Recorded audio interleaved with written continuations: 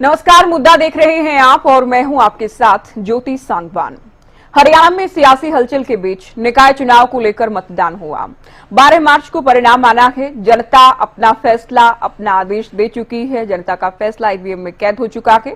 इंतजार है परिणाम का। इसी को लेकर हम चर्चा करने वाले हैं और चर्चा से पहले एक रिपोर्ट भी आपको दिखाते हैं।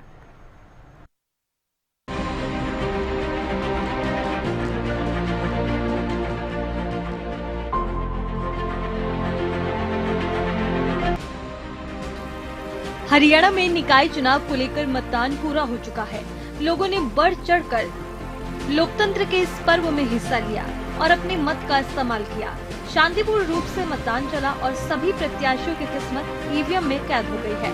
पानीपत नगर निगम के लिए मतदान 9 मार्च को होगा और नतीजे सभी के 12 मार्च को सामने आएंगे। हालांकि निकाय चुनाव के लिए वोटिंग प्रतिशत कुछ ज्यादा अच्छा नहीं रहा। कुल 46.7% मतदान हुआ, जिसमें सबसे ज्यादा फतेहाबाद 85.2 तो सबसे कम सोनीपत में 31.0% वोट पड़े। निकाय चुनाव में दिग्गजों ने भी अपने अपने क्षेत्र में मतदान किया और जीत का दम भरा। बीजेपी का कहना है कि प्रदेश में ट्रिपल इंजन की सरकार बनेगी, जिसके बाद विकास को और भी ज्यादा गति मिलेगी। मुख्यमंत्री नायब सैनी निकाय चुनाव में बीजेपी की जीत को लेकर पूरी तरह से आश्वस्त है। उन्होंने कांग्रेस नेताओं की बयानबाजी को उनकी बौखलाहट बताया है। लोगों में ये जो ट्रिपल इंजन की सरकार है और जो स्थानीय सरकार है, उस स्थानीय सरकार बनाने के लिए लोगों में एक उत्साह जोश है। देखिए, कांग्रेस के अंदर जिस प्रकार का आपस में द्वेष और उनका आपस का झगड़ा है, और क्योंकि वो बातें करते हैं हवाई, ग्राउंड पे कुछ है नहीं कांग्रेस का। कांग्रेस ने लंबे समय तक जो देश के ऊपर शासन किया है और देश के लोगों की अपेक्षाओं के ऊपर वो काम नहीं कर पाए और लोगों ने उनको नकार दिया है। वहीं दूसरी तरफ कांग्रेस है जो कह रही है कि कांग्रेस ने मजबूती के साथ चुनाव लड़ा है। और ये चुनाव जो हुआ है, ये डिलेड चुनाव है। ये भी मजबूरी में इनको करना पड़ा, हाई कोर्ट में के डायरेक्शन की वजह से, नहीं तो ये इनका कोई इरादा नहीं था। स्थानीय सरकार या छोटी सरकार जो कहते हैं, कॉर्पोरेशन है या पंचायती है, उनमें बहुत इनहेरेंट पावर है। इस्तेमाल करें तो बहुत अच्छा काम कर सकते हैं। लोगों का बहुत अच्छा रिस्पॉन्स है, बहुत अच्छे होंगे और लोग कांग्रेस पे उम्मीद लगाए रहे थे। कुल मिलाकर निकाय चुनाव के लिए मतदान खत्म होने के बाद अब सभी को इंतजार है तो 12 मार्च का, जब नतीजे सामने आएंगे। वोट डालकर जनता ने अपना फैसला सुना दिया है, तो 12 मार्च को अब ये साफ हो जाएगा कि किसके दावे और किसके वादे जनता को पसंद आए और किस पर जनता ने मुहर लगाई है। Desk report, Haryana news.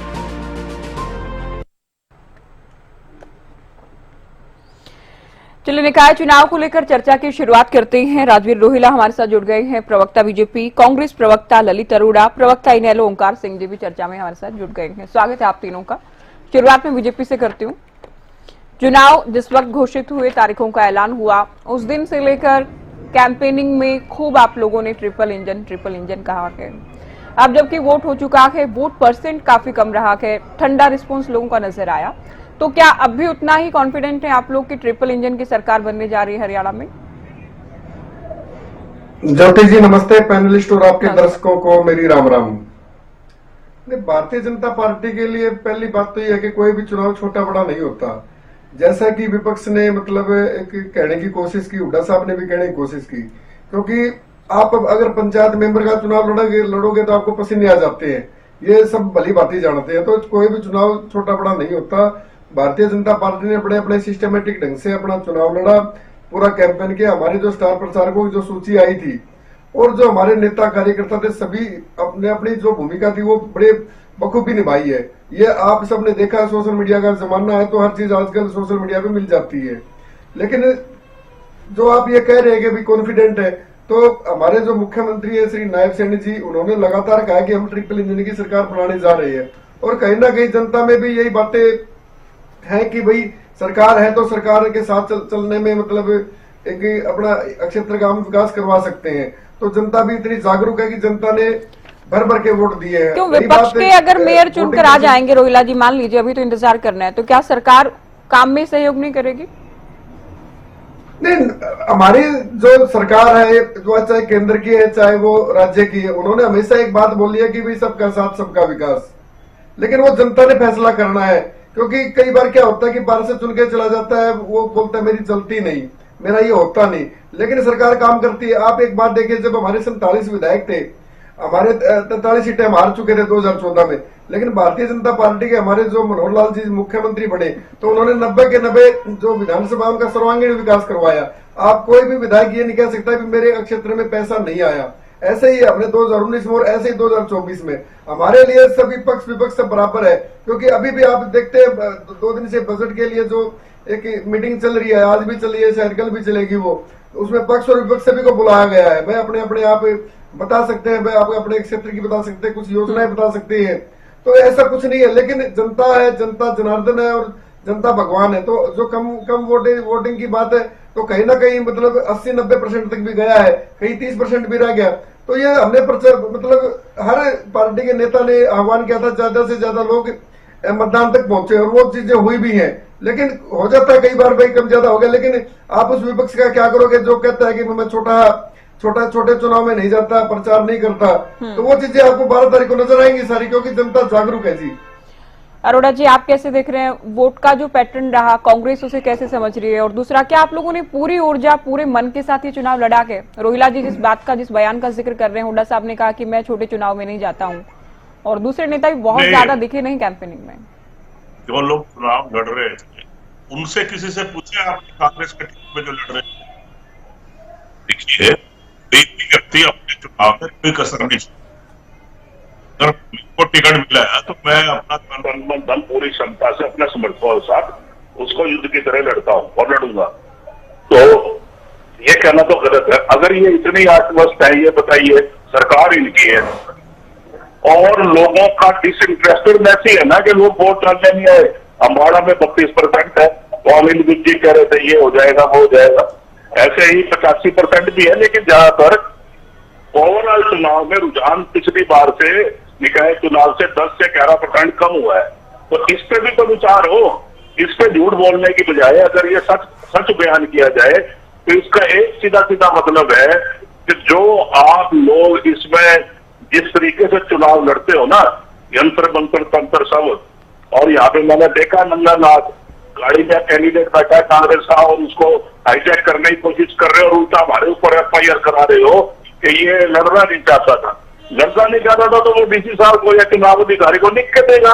उसने पूरे दिन कंपेन किया, वो तो अभी 2 तारीख के चुनाव में भी वो खड़ा था और इन लोगों ने ऐसा उसका वो किया। अच्छा, दूसरी बात, जो 2 दिन पहले इन लोगों ने अपना धनबल और मसल पावर देखी, हमने तो देखी है ना, हम सड़कों में तो थे। तो कहने का भाव ये है कि मैं कोई प्रीएम्प्ट नहीं कर रहा कि क्या होगा और क्या नहीं होगा। ये तो जनता के मन में क्या है, क्या छुपा है, पोलिंग अडल्ट फ्रेंचाइजी है, गुप्त मतदान है, तो लोग कहाँ मतदान करके आए हैं ये तो अभी नहीं कहा जा सकता, क्योंकि फिर तो सबसे बड़े जोशी यही हो गए अगर ये कहते हैं कि ऐसा हो जाएगा। लेकिन कम मतदान से मैं भी चिंतित हूँ और बाकी पार्टियां भी चिंतित होंगी। नहीं तो उनको होना चाहिए कि जनता को पोलिंग बूथ तक ले जाने के लिए क्यों कामयाब नहीं हुए हम पॉलिटिकल पार्टी, और खासकर सत्ताधारी दल का ये फेलियर होता है कि अगर अब इनके बिन साहब कह रहे थे कि जिन्होंने भाजपा के समर्थक थे वो सब आगे उन्होंने वोट दिया, विपक्ष के समर्थक नहीं आए, उनके वोटर नहीं आए, तो मतलब कहने का ये कि जो 40% या 32% वोटर आए वो भाजपा के नहीं है, तो इस साल विपक्ष को 0% वोट मिलेगा।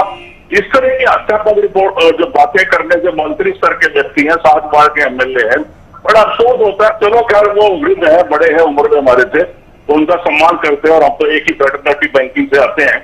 लेकिन इस तरह की बयानबाजी से और लोगों को ये जो उम्मीदें थी कि फ्री एंड फेयर एंड ये चीजें मेरे ख्याल में सुविधा होगी, वर्ग को या तो रास नहीं आई या लोगों ने वोट घर से निकले क्यों नहीं लोग, आखिर कुछ तो कारण रहे होंगे। उनकी उदासीनता का कारण जानने की बजाय हम नफा नुकसान और इसमें उलझे हुए हैं कि हम जीतेंगे, हम दावे कर रहे हैं। ये दावे करने से पहले हमें सभी को गिरबान में जानना है कि वोटिंग परसेंटेज कम की हुई और इस देश का डेमोक्रेसी जो है वो 46% वाली डेमोक्रेसी ना बन जाए या 45% वाली, क्योंकि 54% लोगों ने वोट नहीं डाला। तो ये थोड़ा दुख लगता है, लेकिन फिर भी कांग्रेस का प्रदर्शन अच्छा होगा, लेकिन मैं जोशी की तरह कोई भविष्यवाणी नहीं कर सकता। ठीक है, ओंकार जी, आप कैसे देख रहे हैं? शहरी वोटर्स कम निकले हैं, उदासीन दिखे, एक जो एग्रेसिवली वोट, क्योंकि बहुत सारी वजह ऐसी रहती हैं जिन पर हम चर्चा करते हैं कि बदलाव के लिए अगर वोट करने पहुंचे, क्योंकि डायरेक्ट चुनाव हो रहा है तो जाहिर है कि सिंबल देखकर, पार्टी देखकर, उम्मीदवार देखकर लोगों ने वोट किया होगा, लेकिन घरों से कम निकलना, वोट कम करना, क्या फाइट बहुत ज्यादा अच्छी नहीं थी उम्मीदवारों के बीच में, या फिर कोई बदलाव चाहते ही नहीं थे? पहले ज्यादातर क्योंकि मेयर थे वो बीजेपी के ही चुनकर आए थे। ये तो ये बहुत चिंता का विषय है। लोकतंत्र में जब तक जनता की सहभागिता नहीं होगी तब तक लोकतंत्र कामयाब होना बहुत मुश्किल है। बहुत कम वोट परसेंटेज रहा। अम्बाला नगर निगम में तो 30% का वोट परसेंटेज, मतलब 70% लोगों ने अब्सटेन किया, वोट नहीं डाली।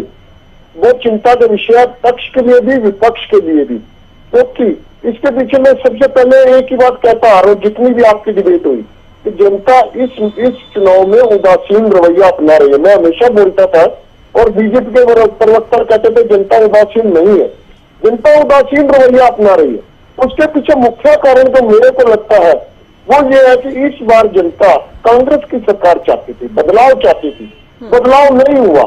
जनता को ऐसे लगा कहीं ना कहीं कांग्रेस के वरिष्ठ नेता बीजेपी के सहयोगी में चले गए, इसलिए जनता का ये उदासीन रवैया कि हम तो वोट जहां मर्जी डालें, वोट तो बीजेपी के पास जानी है। ये बहुत अजीब सी स्थिति है। मैं कहता हूँ ये स्थिति नहीं पैदा होनी चाहिए। लोकतंत्र, स्वस्थ लोकतंत्र। तो ये आप बड़ी बात कह रहे हैं। कांग्रेस जो आरोप लगाती आई ईवीएम को लेकर, आप भी उसी में कहीं ना कहीं सहमति आपकी है कि वोट कहीं भी डालें, वोट बीजेपी को जाना है, यानी चुनावी प्रक्रिया जो है ईवीएम के माध्यम से जो वोटिंग हो रही है उसमें लोगों का विश्वास नहीं रहा, ये कह रहे हैं ओंकार जी? बिल्कुल, जैसे कि दोनों बातों में अंतर है। मेरा ये कहना है क्योंकि कांग्रेस के कुछ वरिष्ठ नेता जिन्होंने विधानसभा के चुनाव में 2-2 कैंडिडेट खड़े कर दिए जानबूझकर, 18 सीटें ऐसी जहां पे 2-2 कैंडिडेट कांग्रेस के खड़े थे। जनता बदलाव चाहती थी। इस बार भी जनता ने देखा कि हमने तो कोशिश करी कांग्रेस को लाने की, लेकिन कांग्रेस ने खुद कोशिश नहीं करी सत्ता में आने की। कांग्रेस को हराने के लिए कांग्रेस ही काफी थी। और यही स्थिति मैं शुरू से कहता हूँ, जनता उदासीन रवैया अपना रही है। मैं कभी भी क्लीन चिट नहीं देता मशीन को, क्योंकि मशीन मैन मेड होती है और सॉफ्टवेयर आधारित मशीन होती है। एक सॉफ्टवेयर जो मशीन में डाला जाता है वही सॉफ्टवेयर काम करता है। लेकिन यहाँ कांग्रेस की तरह मैं सिर्फ मशीन को दोष नहीं देने वाला, मैं सिर्फ ये कहना चाहूंगा कि जनता का उदासीन रवैया कांग्रेस, और क्योंकि कांग्रेस मुख्य विपक्षी दल है, हमारे पास तो मात्र 2 सीट है। हम उस मायने में नहीं है जिस मायने में आज कांग्रेस है। कांग्रेस के 37 MLA है। हाँ। तो कांग्रेस के कहीं ना कहीं इस रवैये के करके जनता उदासीन रवैये में है। ये जनता को महसूस हुआ। हमने तो विधानसभा में भी पूरी कोशिश करी थी, फिर भी बीजेपी की सरकार बन गई। यही जनता का उदासीन रवैया इस चुनाव में वोट परसेंटेज कम होने का कारण है। हाँ, सरकार छोटी बड़ी नहीं होती, चुनाव छोटा बड़ा नहीं होता। ये चुनाव पद के हिसाब से चाहे छोटा हो, MC, नगर पार्षद, लेकिन इसकी अहमियत लोकतंत्र में सबसे ज्यादा है। यही वो चुनाव है लोकतंत्र को जो अंतिम छोर तक खड़े हुए व्यक्ति तक पहुंचाता है। यही वो चुनाव है जो लोकतंत्र के फायदे अंतिम व्यक्ति तक पहुंचाता है। आज अगर इसके चुनाव परसेंटेज में वोट परसेंटेज कम आया है तो इसके पीछे सत्ता पक्ष और मुख्य विपक्षी दल दोनों ही जिम्मेवार है। हमने जहां जहां चुनाव लड़ा, कहीं सिंबल पर तो कहीं किसी अच्छे कैंडिडेट को समर्थन दिया। लेकिन आप दोनों ही स्थितियों में हमने पूरी, आप लोगों ने क्या बोला मुझे जी? ओंकार जी, मैं ये कह रही हूँ, कहाँ आप लोगों ने सिंबल पर लड़ा और कहाँ समर्थन दिया? देखिए, मैं अम्बाला कैंट में रहता हूँ या प्रवक्ता, कभी आप लोगों ने क्लियर नहीं किया ये? मैं अम्बाला छावनी में रहता हूँ। अम्बाला छावनी नगर परिषद का चुनाव था। हमने यहाँ पे सिंबल पे पार्षद लड़ाए हैं और आजाद पार्षद को यहाँ पे समर्थन भी दिया। पार्षद भी लड़ाए या फिर चेयरमैन भी लड़ाए, मेयर भी लड़ाए? चेयरमैन और मेयर के कैंडिडेट भी लड़ाए हैं, लेकिन जहां आजाद कैंडिडेट अच्छी उम्मीद के साथ थे, स्वच्छ छवि के साथ थे, हमने उनका समर्थन किया। और बनता भी यही है क्योंकि ये छोटी सरकार है। और जहां तक बीजेपी का बार बार ये कहना ट्रिपल इंजन की सरकार, इनकी ट्रिपल इंजन की सरकार तो पिछले 10 साल से है प्रदेश में। क्या किया इन्होंने? आज जितनी भी समस्याएं हैं नगर निकाय विभाग की, जितनी बार हम कहते हैं प्रॉपर्टी ID, परिवार पहचान पत्र, Ayushman card, mutation, property tax, इतनी सारी समस्याएं, गलियों का निर्माण न होना, 2-2, 3-3 बार निर्माण हो जाना, सीवर व्यवस्था का बुरा हाल, सफाई व्यवस्था का बुरा हाल, ये सारी समस्याएं बीजेपी की ही देन है। और पिछले 10 साल से इन्हीं का तो कब्जा है इन निकाय विभागों पे, और इन्होंने तब से लेकर अब तक कुछ नहीं किया। तो अब अगर ट्रिपल इंजन की सरकार ये बनाने का दावा करते हैं तो बना भी लेते हैं, तो क्या करेंगे? जनता इसके बारे में उदासीन है। जनता समझती है कि कुछ करो, बीजेपी से खड़ा इतनी जल्दी छूटने वाला नहीं, क्योंकि कांग्रेस के कुछ वरिष्ठ नेता बीजेपी के साथ सांठगांठ किए हुए हैं। रोहिला जी, पूरा ही चुनाव प्रचार सवालों के घेरे में रहा। मैं ये विपक्ष के नजरिए से कह रही हूँ, जो आरोप लगाए गए राज्य निर्वाचन आयोग की ओर से, जिस तरह से पूरा चुनावी शेड्यूल जारी किया गया, वोटिंग डे में और रिजल्ट वाले दिन में इतना बड़ा अंतर, इसे लेकर भी कहा गया कि ये बहुत बड़ा गड़बड़झाला है। बहुत बार डिबेट में हमने इस बात को उठाया कि दूसरा, इस बात को बार बार भुनाया गया, ईवीएम को लेकर भी सवाल कांग्रेस विधानसभा चुनाव से लेकर अब तक करती रही, बैलेट पेपर से चुनाव करवाने की मांग की गई। तो बहुत सारे डाउट्स ऐसे थे विपक्ष के, जिसे लेकर बार बार बीजेपी पर भी, राज्य निर्वाचन आयोग पर भी चुनाव प्रचार के दौरान आरोप लगाए गए। ज्योति जी, ये लोग चुनाव आयोग में गए थे विपक्षी। अब कौन कौन गए थे ये तो मुझे जानकारी नहीं, लेकिन कांग्रेस पक्की गई थी, क्योंकि इनका हमेशा रुदल ही रहता है कि भाई चुनाव के बाद ईवीएम पे मतलब ठिकरा फोड़ दो, कोई बात नहीं, वो इनका बड़ा काम है। तो चुनाव आयोग ने अपने विवेक से फैसला लिया है। इस बार तो चुनाव से पहले ही कह रहे थे रोहिला जी, ये बात आपकी गलत होगी। ये चुनाव परिणाम के बाद कोई ये नहीं कह रहे हैं कि ये हो गया, ईवीएम में गड़बड़ी थी या लोगों ने फ्रीक्वेंसी सेट कर दी थी। ये चुनाव से पहले ही कर रहे थे, ये चुनाव से पहले ही कह रहे थे। उत्तराखंड का उदाहरण भी दिया था कि वहां भी लोकल बॉडी के चुनाव, आप लोगों की सरकार लोकल बॉडी के चुनाव बैलेट पेपर से हुए थे। यहां भी करवाने की मांग को लेकर राज्य निर्वाचन आयोग के पास गए थे। हालांकि निर्वाचन आयोग के अपने तर्क थे, इस बात को डिनाई कर दिया गया, खारिज कर दिया गया इस मांग को। लेकिन ऐसा नहीं कि कांग्रेस ने परिणाम आने के बाद ये कहा हो कि ईवीएम की वजह से हम हारे, पहले ही कह रहे थे इस बात। ये नेशनल लेवल पे भी उठा रखा है इन्होंने मुद्दा, ये कोई राज्य का मुद्दा थोड़ा ना है ज्योति जी। तो इन्होंने अपने हिसाब से अपना काम किया, चुनाव आयोग ने अपना फैसला दिया। भारतीय जनता पार्टी कहाँ है इसमें? ये सिर्फ और सिर्फ इन लोगों की हताशा, निराशा है, क्योंकि जो लगातार इनको फटके लग रहे हैं, जो जनता इनको निपटा रही है 3-3, 4-4 चुनाव में 2014 के बाद, चाहे वो निकाय चुनाव है, चाहे वो विधानसभा के, चाहे वो लोकसभा के, उसके कारण इनके जो गोड्डे में मतलब बोलते हैं ना, वो तेल नहीं रहा, क्योंकि इन लोगों में लड़ने की क्षमता नहीं, टूरिस्ट पॉलिटिशियन बन के रह गई है। अभी आपने जो चुनाव था निकाय चुनाव, उसमें कहा देखा आपने? दिपेंद्र सिंह हुड्डा ने सिर्फ रोहतक में एक बार दिखाई, हुड्डा साहब ने प्रेस कॉन्फ्रेंस करी, एक बार सोनीपत में कर दी शायद, और एक बार गुड़गांव में कर दी। तो प्रेस कॉन्फ्रेंस से अगर चुनाव जीते जाते तो ये तो अब तक मतलब सारे चुनाव जीत लेते। धरातल पर तपना पड़ता है, खपना पड़ता है, मेहनत करनी पड़ती है। हमारा जुलाना में हमने नया कैंडिडेट दिया, भारतीय जनता पार्टी का हर कार्यकर्ता वहां गया, वहां हमारे मंत्री भी गए। तो भारतीय जनता, मैंने आपको भूमिका में भी बोला था, भारतीय जनता पार्टी के लिए कोई चुनाव छोटा बड़ा नहीं है। हम लोगों की मेहनत नहीं दिखती इन लोगों को परिणाम दिखता है। इनके खिलाफ क्यों आया? जनता इनके खिलाफ है, जनता बिल्कुल खिलाफ है।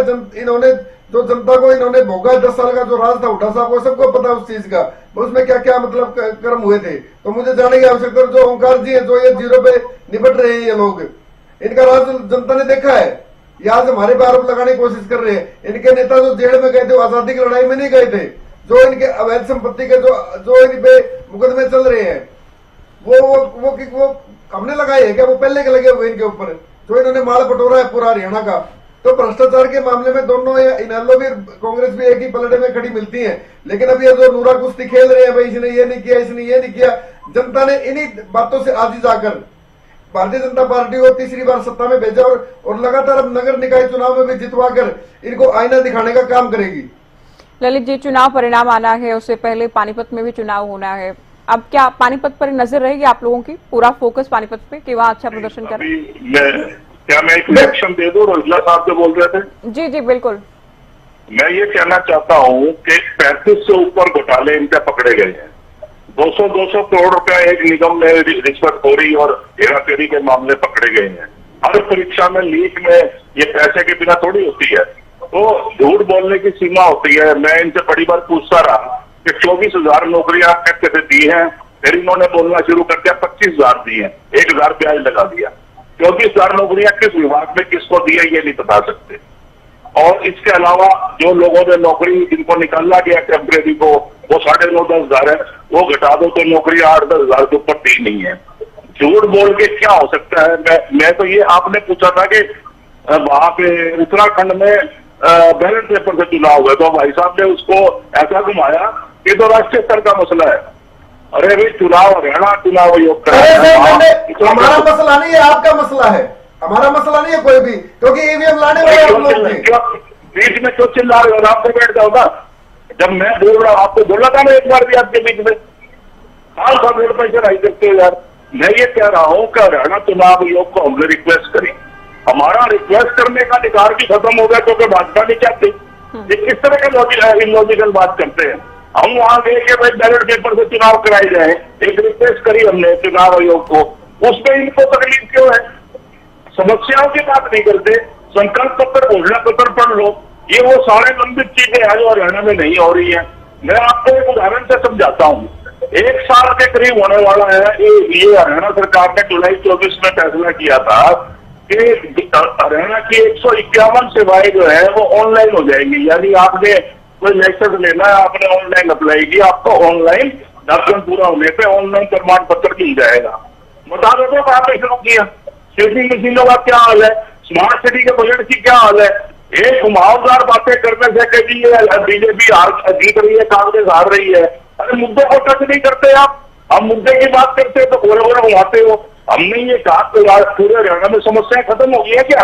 अरे अभी भामी दरबार का हत्याकांड हुआ, दिल्ली आप चोरी चकारी हत्याकांड हो रहे हैं, उसके बारे में नहीं बोलते। 7 रेंज है और 5 ही कमिश्नरेट है, 48,000 एम्प्लॉय पुलिस के हैं, और उसके बाद आपसे हरियाणा समझ लेगा। अगर तो हम आज विपक्ष जो है तो बात करते हैं तो आपको ये भी तकलीफ है कि इनका काम तो आलोचना करना है। हम आलोचना ही करेंगे, सार्थक बातें करेंगे, सही बात पर सहयोग भी करेंगे। हरियाणा को आपने अपना स्टेट बना दिया है, नशे का स्टेट बना दिया है, क्राइम का स्टेट बना दिया है, उससे बात नहीं करते। अरे गुड़गांव में एनसीआर में जितने भी बड़े शहर हैं, कहीं तो बताओ कि आपने पानी निकासी की समस्या का हल कर दिया। एक शहर का नाम बता दो कि यहाँ पे इतना पैसा खर्च किया और पानी की निकासी यहाँ हो जाने करेगी। और अगर कुछ पूछते हैं तो आपको तकलीफ है। भाई सवाल ये है, लोकल सेल्फ गवर्नमेंट में लोग डिसइंटरेस्टेड क्यों है? क्योंकि आपसे काम नहीं करने और ये प्रतिदिन आपने जो सरकार अपनी बनाने की कोशिश करनी है, हर जगह आपका ये रहता तरीका। लेकिन यहाँ पे चुनाव के रिजल्ट तक तो वेट कर लो, पहले दावे शुरू कर दिए, 10 दिन बाद चुनाव करा रहे हो। 9 तारीख को पूरे हरियाणा में क्यों नहीं चुनाव हो सकते थे? ऐसे जवाब आपके पास पानीपत के साथ चुनाव करा देते। अभी तो आपके 23 लाख लोगों ने पूर्ण वोट डाले हैं, उसके लिए भी 10 दिन का आपने गैप डाल दिया। और आप बड़े काबिल बने फिरते हैं आप, और पूरे एक इलेक्शन और एक करने की बात करते हैं। कमाल की बात है, आप अपनी कमियों पे देखते नहीं हो, अपने किरदार में जाके भाई। आएंगे रोहिला जी लास्ट कमेंट के लिए आपके पास। ओंकार जी, जब हम वोटिंग पैटर्न की बात कर रहे थे, क्योंकि अब जो मुद्दे उठाए गए हैं ये मुद्दे लगभग सभी मुद्दे विधानसभा चुनाव में भी उठाए गए, ये मुद्दे काम नहीं कर पाए विपक्ष के लिहाज से। जब मैं बात करती हूँ तो क्या ये भी एक वजह रही होगी जिन लोगों का मन था कि किस पार्टी को वोट करना है, जो पहले से मन बना चुके थे, वो वोट करने के लिए निकले, मुद्दों ने कोई खास असर लोगों पर नहीं किया? ज्योति जी ऐसी बात नहीं है, मुद्दे ने असर तो किया, लेकिन जनता ने उदासीन रवैया अपनाया। मैंने पहले भी कहा कि जनता ने उदासीन रवैया अपनाया, उसके पीछे कारण क्या वो भी मैं बता दिया। अब मैं एक बात जरूर कहना चाहूंगा, मेरे भाई बीजेपी के साथी भ्रष्टाचार की बात करते हैं, इनसे पूछिए गाजियाबाद फरीदाबाद नगर निगम के में कितना घोटाला हुआ और अम्बाला में कितना घोटाला हुआ। इसके साथ साथ प्रॉपर्टी आईडी बनाने का ठेका याशी कंसल्टेंसी को 160 करोड़ में दिया गया, पेमेंट कर दी गई, सारी प्रॉपर्टी आईडी गलत। इसमें घोटाला कहाँ गया? ये घोटाले सारे बाहर आएंगे क्योंकि ये सत्ता में बैठे हैं, ये कुर्सी पे है, और कुर्सी पे बैठने वाले ये लोग घोटाले में शामिल है। कैसे निकलेगी बात? जब ये बाहर आएंगे, जब कुर्सी से नीचे उतरेंगे तब घोटाले बाहर आएंगे। अभी तो ये सत्ता में है, जब ये सत्ता से जाएंगे तो दूसरी जो भी पार्टी आएगी वो जांच कराएगी, उसके बाद ही घोटाले बाहर आएंगे। घोटाले बहुत संक्षेप में एक छोटा सा कमेंट रोहिला जी, क्योंकि कुछ कहना चाह रहे हैं, बहुत जल्दी बोले आप। ये जो ओंकार जी हैं, ये लगातार कभी कांग्रेस की बैटिंग करने लगते हैं, कभी किसी की। इनका अपना खुद का तो बचा नहीं, हरियाणा में इनका वोट परसेंटेज है ही नहीं इनका।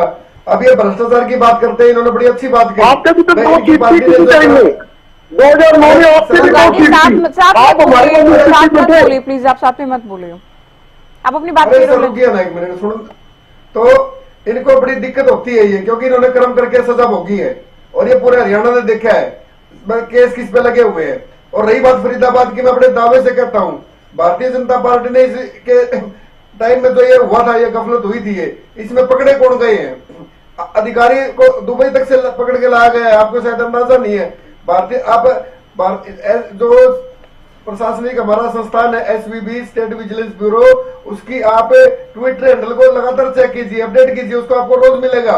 भारतीय जनता पार्टी की जो सरकार है वो लगातार भ्रष्टाचार पर जीरो टॉलरेंस की नीति पर काम करती है। हर रोज लोग पकड़े जाते हैं, ठीक है ना। और ये भारतीय जनता पार्टी की दृढ़ इच्छा शक्ति के कारण ही संभव है।